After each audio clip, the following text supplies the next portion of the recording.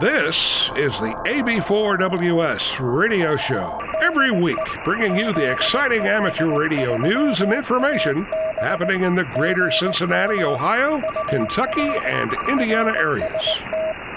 The AB4WS radio show can be found on the Apple Podcast app or your favorite podcast application. Last week we had tornadoes striking Kentucky and later in Ohio, which reminds us of two things. First, this is tornado season. And second, the importance of ham radio and the assistance officially trained weather spotters can provide. You too can become a certified weather spotter by attending the National Weather Service Spotter Training Class. Schedules can be found at weather.gov/ILN in the Cincinnati area and weather.gov/LMK in Louisville area. I encourage everyone to attend this very important training.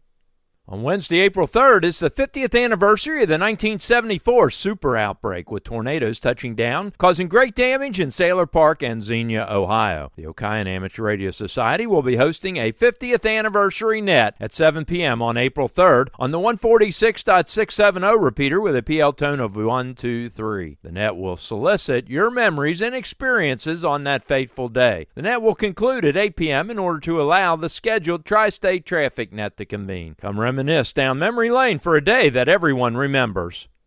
W8EDU, the club station at Case Western Reserve University in Cleveland, Ohio, is asking for amateur radio operators to help with the HAMsci research project centered around the April 8th solar eclipse.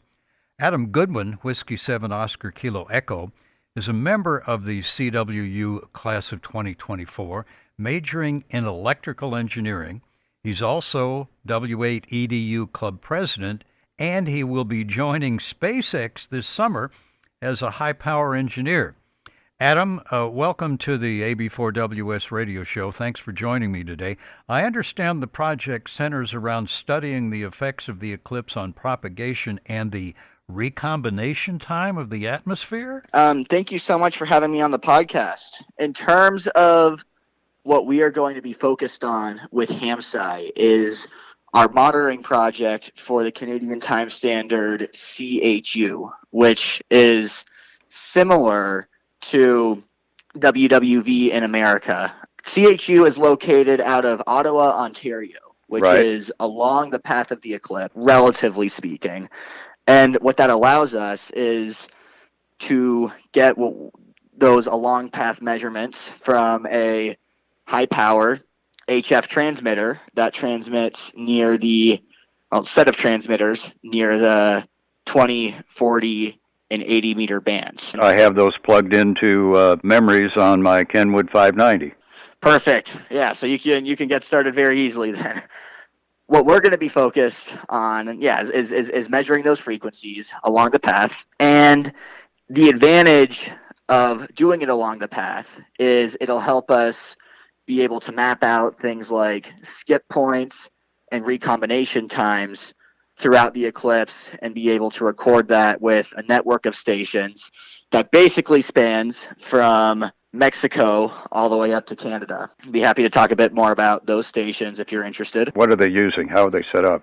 Yeah, sure. So for a lot of our operators, this can be done with pretty standard equipment that most hams would have in their shack. Not even. So, standard rig, GPS discipline, some of them have is ideal, but definitely not necessary to be able to grab useful data. And your antenna, because it's just a receiving setup, you can get away with a lot. Basically, a random wire antenna is very, very good for this type of research. That's what people who have pre-existing equipment are going to be recording with. They're going to be recording through FL Digi, and they're going to be measuring the second ticks of CHU as part of our research. But there's other types of stations as well. For example, we're going to be getting data, or we have a script that will log into Kiwi SDRs and scrape data from them. So that's very nice and very convenient because it's pretty much all automated. And then we're also creating custom equipment out of cheaper shortwave listening radios and Raspberry Pis and standard off-the-shelf GPS parts to be able to receive as well along the Eclipse path. What's the data that you'll be collecting? For people using FLDigi, they're going to be collecting it as a WAV file, and basically the same with QESDRs as well. But with the custom equipment we're sending, because all we technically need is the amount of time between the second ticks of CHU, it'll just be focusing on that specifically and what that time is, just so it's a bit more efficient. Is this the kind of changing the altitude and the reflection of the ionosphere, or? Yeah, and that's one of our science questions. Yeah, what we're trying to be figuring out is the recombination time, essentially, where when you have the ionosphere over a relatively slow 24-hour period, you can't really measure the amount of time it takes to go from the D layer appearing and the D layer disappearing, for example. You can't measure that amount of time over 24 hours over sunset because it's very, very slow. But what the Eclipse provides is it provides a way for us to daylight, gray line, daylight basically just flipping a switch. Right. Yeah. Right. When the moon goes over for 3 minutes approximately, and then comes out, that's what's special and that's what's unique, and that's the recombination time, the amount of time it takes for those ions to disappear. And then do you have an idea, a timeline as to when this data will be published? Yeah, it'll probably be published within a few months after the Eclipse. We want to, and then of course, that's the data set itself, but then, research papers, we're also going to have to be, we're going to be working through it. It's so much data. One person recording one CHU frequency with FLDigi will generate 1.2 gigabytes per day. So do the math over a 14-day data collection period with a bunch of different stations doing multiple CHU frequencies. And if it goes well, we'll get hopefully 1 to 2 terabytes. About how many of those stations will you have out monitoring all this? About 30 individual locations. Wow. A lot of them will be measuring, and everyone's invited to participate, so hopefully we can get those numbers even more. But and then some of them are going to be measuring multiple CHU frequencies depending on what their exact setups are. The monitoring team will be using Kiwi SDR wideband SDR monitors and FLDigi during the Eclipse and gathering comparison reference data for 2 weeks surrounding the Eclipse. Details are on the club's website at Whiskey 8 Echo Delta Uniform.wordpress.com/CHU-Eclipse-data-collection/. W8EDU will be on the air participating in the Eclipse QSO party April 8th, and we'll discuss that with Adam next week. Now, I'll be presenting a program, Get Ready for Eclipse 2024, Saturday, March 23rd, 3 p.m. at the Jeffersonville Public Library, Jeffersonville, Indiana. Now, this event is free. We'll be discussing the eclipse path, how to safely observe an eclipse, highlights not to miss, and we'll even give away a few pair of eclipse shades with astronomy quizzes. If you're in southern Indiana or the Louisville area and not consumed with March Madness, join us. You'll find details at jefflibrary.org. Want to thank W8EDU Club Faculty Advisor David Kasdan, 88Y, and Adam Mark Stephen Williams, Kilowatt 9 Germany X-Ray for the AB4WS radio show. 73. This week, Jerry Shep, W1SCR, became a silent key. Jerry was a big fan of Christmas, which was reflected in his call sign of W1SCR, or Santa Claus Radio, and who assisted Santa in his Christmas duties. Jerry was very knowledgeable and assisted many in learning and getting into ham radio. He will be greatly missed. Congratulations to Jim Hamby of Union, Kentucky, who passed his technician class license at the Northern Kentucky Amateur Radio Club testing session. Welcome to the wonderful world of ham radio, Jim. The Northern Kentucky Amateur Radio Club had a fantastic Parks on the Air event on March 16th at Park K3779, or I guess now is US-3779, the Big Bone Lick State Historic Site. I counted about 25 hams as well as many visitors who were introduced to amateur radio, including a group of Boy Scouts, many of who had never experienced HF radio, and a few more had never experienced a field setup with radio before. Everyone who attended enjoyed the event, and the club officers say they hope to repeat this event again in a couple of months. A tentative balloon launch has been scheduled for March 29th at 8:30 a.m. at the Southside Elementary School in Woodford County in Versailles, Kentucky. Mrs. Candy, the STEM promoter and school librarian, is hosting the event. The plan is to launch Frank KA4USA-2 balloon. Students will come out to the launch area to watch, and then several classes of 20 to 25 students will come to the library where they will be presented the technical information regarding the balloon and be able to start tracking it on APRS.FI using a large monitor. The students and their parents will get all the information they need to continue to track the balloon from their home in the days and hopefully weeks to follow. This is a great STEM project, thanks to Matthew Basanta, KY4EOD, and of course Frank McClanahan, KA4USA, for making this event happen. Interested in Northern Kentucky Amateur Radio Emergency Service? Well, come to the meeting of the old Kentucky District 7 Amateur Radio Emergency Response Team, now being retooled into the Amateur Radio Emergency Response Team of Northern Kentucky, which will meet on March 25th at 7 p.m. at the Bethesda Community Church, 989 East Mount Zion Road in Independence, Kentucky. The issues of the past are being corrected and the organization is re-energized. Come on and join in. The Ham Radio Science Citizen Investigation, known as HAMsci, will hold its 6th annual workshop on March 22nd, 23rd, 2024 at Case Western Reserve University in Cleveland, Ohio. The event is meant to bring together the amateur radio community and professional scientists. For more information, go to HAMSCI.org. The Echolink Group is looking for amateur radio operators to volunteer to help in the Xenia Marathon on April 7th. The race starts at 8 a.m. and expected to end about 6 hours later. Amateur radio operators will report on race progress like lead runners, runner density, the tail end, and obviously all emergencies like runner injuries, logistical issues, and assist the course marshals. Volunteers are expected to utilize their 2-meter transceiver with a good antenna, spare batteries, and earphones are recommended. The event will utilize Skywarn repeater on 147.165 with a PL tone of 123.0. A loaner transceiver may be possible. If you would like to volunteer for this event, please contact Bob, N8ADO, at n8ADO@woh.rr.com.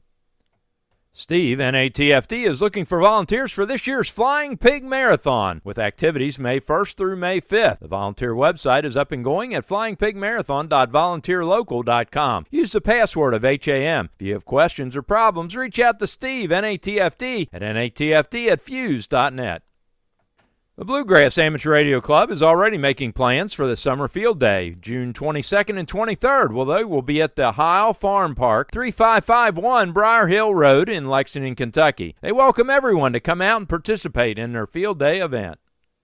The Greater Louisville Hamfest group is also in the planning stages for this year's event on September 7th at the Parquet Springs Conference Center. Dustin Weber, KO4EHL, has joined the team this year. They're soliciting suggestions for this year's event. If you can help out and volunteer for the event or have any ideas, shoot them an email at news@louisvillehamfest.com.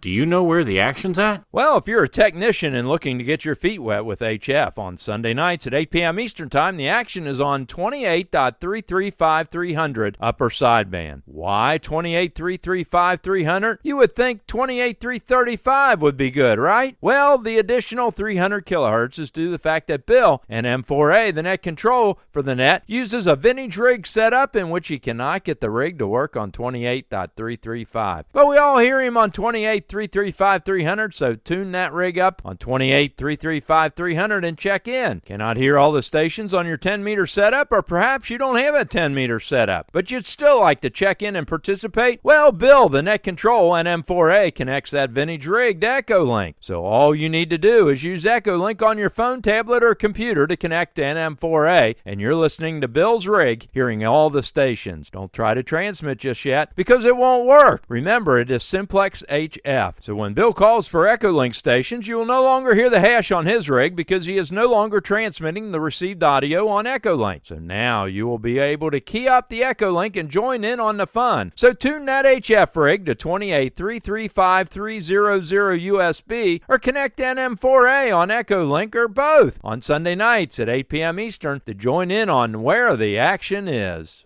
Repeater news. The WW4KY repeater group and David AD4CC has moved the 441.800 repeater with a PL tone of 179.9 from Northern Kentucky University to Walton, Kentucky. Currently, it is on a 4-bay dipole antenna on a pole 38 feet above the ground, but soon David will be installing a more substantial tower in Walton to facilitate better coverage. So tune that radio into 441.800 and let's see what the coverage area is. The 146.730 repeater with a PL tone of 82.5 in Buttonsbury, Kentucky has been moved to Slaughter, Kentucky. It works on analog FM as well as C4 FM. Check it out. Hamfests. On April 6th, the Lincoln Trail Amateur Radio Club will host the 46th Annual Elizabethtown Hamfest from 8 a.m. to 2 p.m. at 630 College Street Road in Elizabethtown, Kentucky. For more information or to reserve a table, contact ENGINR at Comcast.net or call 270-777-2394. On April 13th, the Cuyahoga Falls Amateur Radio Club will celebrate the 68th Hamfest Electronic and Computer Show from 8 a.m. to 1 p.m. at the Emilio & Sons Party Center, 48 East Bass Street in Cuyahoga Falls, Ohio. Check in on the 147.27 or the 444.85 repeaters. April 13th is the Mid-Ohio Valley Amateur Radio Club Hamfest at the Fellowship of Faith Church, 20344 State Route 554 in Bidwell, Ohio. April 13th is the Columbus, Indiana Hamfest at the Columbus North High School Cafeteria, 1400 25th Street in Columbus, Indiana. Talking on the 146.79 repeater with a 103.5 PL tone. April 27th is the Tusco Amateur Radio Club Hamfest at the Tuscarawas County Fairgrounds, 259 South Tuscarawas Avenue in Dover, Ohio. April 28th is the Athens Hamfest at the Athens Community Center, 701 East State Street in Athens, Ohio. Are you looking to upgrade your license? Do you have someone else that's interested in the hobby? Here are some upcoming exam opportunities. The Milford Amateur Radio Club holds amateur radio testing on the third Thursday of each month at 6 p.m. at the Miami Township Civic Center, 6101 Meyer Drive in Milford, Ohio. Please pre-register at milfordhamradio.org. The Dayton Amateur Radio Association has exams frequently. For their exam schedule, email exams.w8bi@gmail.com. On April 13th at 10 a.m., the Westchester Amateur Radio Association will be hosting an amateur radio exam session at 10 a.m. at the Voice of America Museum, 8070 Tylerville Road in Westchester, Ohio. Please pre-register at hamstudy.org/sessions/WC8VOA. On April 18th at 6 p.m., the Milford Amateur Radio Club will be hosting an amateur radio exam session at the Miami Township Civic Center, 6101 Meyer Drive in Milford, Ohio. Please pre-register at milfordhamradio.org. On April 20th, the Dial Amateur Radio Club will hold an amateur radio testing session at 9 a.m. at the Fairfield Township Administration Building, 6032 Morris Road in Hamilton, Ohio. Go to www.qsl.net/W8BLV and click on exams. For more information, contact Thurl Golden, KD8VLU at 513-939-4891. Special thanks to this week's content contributors, KE4WA, K9GX, KY4GW, WB8YYS, KD8ZLD, K9HIO, N8LAR, K4NKU. If you have something you think other amateur radio operators in the area would be interested in, send the information or your recorded audio file attached in an email to ab4ws.radio@gmail.com. Covering your amateur radio news and information in the greater Cincinnati, Ohio, Kentucky, and Indiana tri-state area. This is Jack Prindle, AB4WS in Big Bone, Kentucky.